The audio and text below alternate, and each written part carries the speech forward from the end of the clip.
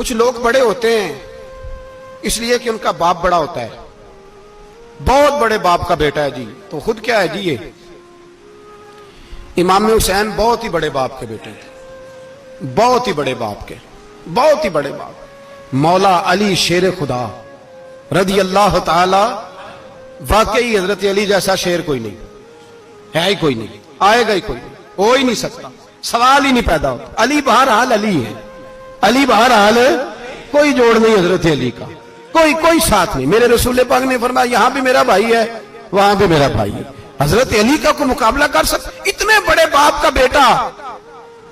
حضرت امام حسین خود بھی بہت ہی بڑے تھے، امام حسین خود بھی اللہ جانتا ہے بہت بڑے تھے۔ کہتے ہیں گدی پہ بیٹھ گیا اسے کوئی ضرورت نہیں، لیکن امام حسین نے ایسے نہیں کیا۔ امام زین العابدین فرماتے ہیں میرے ابا جی امام حسین فرض نمازوں کے علاوہ ایک دن میں 100 نفل ادا کیا کرتے تھے، اور ایک روایت میں فرماتے ہیں 1000 نفل پڑھا کرتے تھے۔ کتنے؟ چلو تسی 50 پڑھ لے، بتاؤ تو صحیح نا کتنے؟ تو یہ جو امام حسین کا بڑا نام لینے والے ہیں یہ تو ان سے پوچھو کہ تم تو نمازیں پوری نہیں پڑھتے، اور امام کا تو تعلق ہے نماز کے ساتھ۔ 9-10 محرم کی ساری رات امام حسین کیا کرتے رہے؟ بولے یہاں لوگ دیگیں کھاتے رہتے ہیں، 9-10 کی رات چرگے کھاتے رہتے ہیں، ساری رات چھوٹا گوشت کھا کے گزار دیتے۔ امام حسین رضی اللہ تعالیٰ عنہ، بھائی اللہ تو مانا ہوا تھا، حسین پہ سب سے زیادہ راضی تھا میرا رب، لیکن امام علی مقام نے 9-10 کی ساری رات کا اللہ مجھ سے راضی ہو جا، اللہ مجھ سے راضی ہو جا، اللہ مجھ پہ رضا نازل کر دے۔ ساری رات کربلا کی ریت پہ آنسو بہا بہا کے ساری رات سجدے میں گزار دی، تو تماشا کر کے سو جاتا ہے اور کہتا ہے میں بڑا حسینی ہوں۔ امام علی مقام بہت بڑے تھے، عبادت گزار تھے، ریاضت بڑی کرتے تھے۔ امام حسین کے گھر کا کعبہ تھا، اپنا تھا، جو شے قریب ہوتی ہے اس کی قدر نہیں ہوتی۔ سعودی عرب میں بہت سارے لوگ ابھی بھی رہتے ہیں جنہوں نے حج نہیں کیا، کہتے ہیں ادھر یہ چلے جائیں۔ ہمارے بہت سارے پاکستانی جن کی ڈیوٹیاں مکے میں لگ گئی ہیں، وہ کبھی ہمیں وہاں ملنے آئے تو ہم کہتے ہیں جناب آپ آتے نہیں، کہتے ہیں آتے ہیں کبھی کبھی، ان کو حرم شریف کی وہ قدر۔ لیکن امام حسین علی مقام کا کردار یہ تھا کہ مدینے سے دونوں بھائی مدینے سے پیدل جایا کرتے تھے مکے کا حج کرنے۔ کس طرح؟ انہوں نے یہ نہیں کہا ہمیں ریاضت کی ضرورت نہیں، عبادت کی ضرورت نہیں، ہم تو حضور کا خون ہے بخشے بخشائیں۔ پیدل مدینے سے دونوں شہزادے اور اس طرح پیدل جاتے تھے، ایک دفعہ نہیں 2 دفعہ نہیں، 25 حج دونوں نے پیدل مکے جا کے ادا فرمایا۔ 25 حج۔ تجھے کبھی توفیق ہی نہیں ہوئی؟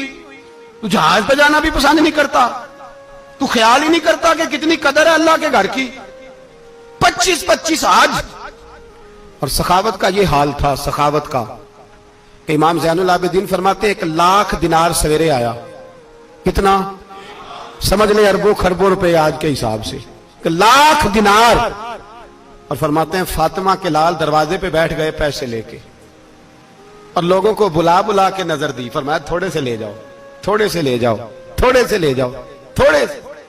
فرماتے زور تک امام حسین نے لاکھوں بانٹ دیے۔ اٹھ کے اندر آئے تو میں نے کہا ابا جی کو 1 دینار بچا لیتے، آپ جب بازو اٹھاتے ہیں تو آپ کے کرتے پہ 17 پیبند لگے ہوئے ہیں، ایک کرتا ہی نیا لے لیتے۔ تو فرماتے میری طرف دیکھ کے کہنے لگے بیٹے یہ نہیں کہا کہ میں لے لیتا کرتا، لفظوں پہ غور کرنا۔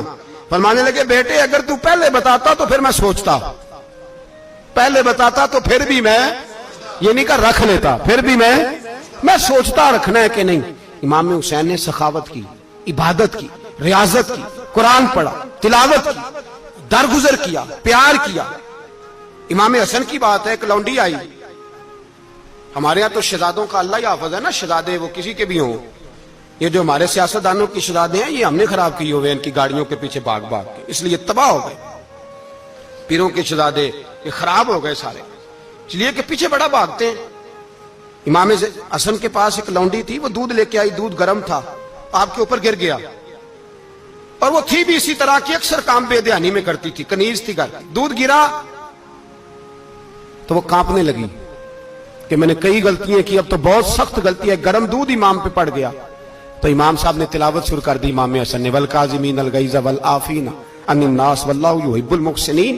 فرمایا جو غصہ پی جائیں اور لوگوں کو معافی دے، ان سے تو اللہ محبت فرماتا ہے، ان سے تو اللہ پیار کرتا ہے، امام صاحب نے اس لونڈی کو فرمایا جا تو اللہ کی رضا کے لیے آزاد ہے، جا تو آزاد ہے، اب تو لونڈی نہیں۔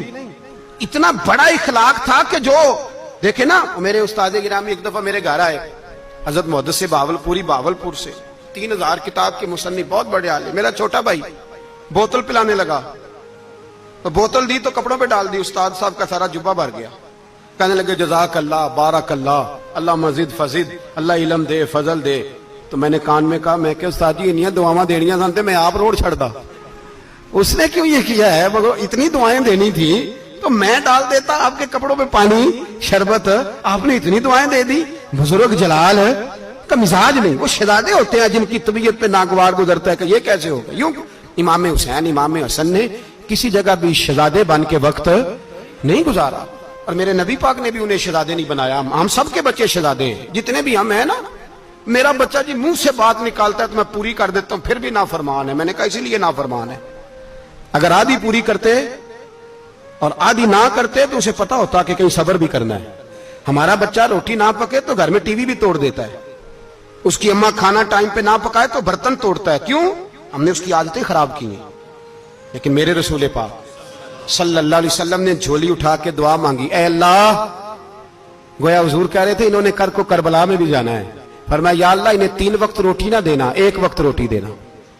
3 وقت نہیں، 1 وقت کی روٹی دے، 1 وقت کا کھانا دے۔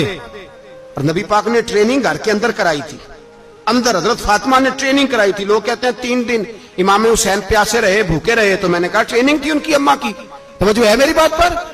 ہمارا بچہ تو 1 گھنٹہ برگر نہ ملے تو برتن توڑے، ان کی اماں کی ٹریننگ تھی، صبر حوصلہ سکھایا تھا۔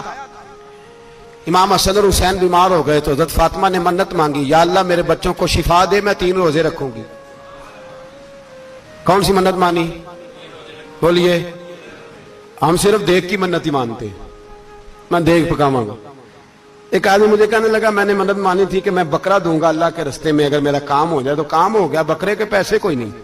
تو میں کہا تیرے پہلا نہیں تھی پتا، میرے کو کوئی نہیں۔ کہتا اب کیا کروں؟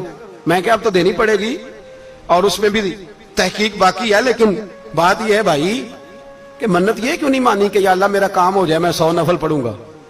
جو بھی منت مانگتا ہے وہ دیکھ کی مان لیتا ہے، بکرے کی منت ہی مانتے ہو، یہ کیوں نہیں منت مانتے کہ یا اللہ میرا کام ہو جائے تو میں پورا قرآن شریف ختم کروں گا؟ یہ ذرا پڑھنا پڑتا ہے، اس لیے عبادت کرنی پڑتی ہے، اس لیے اس کی منت نہیں مانتے سرے سے۔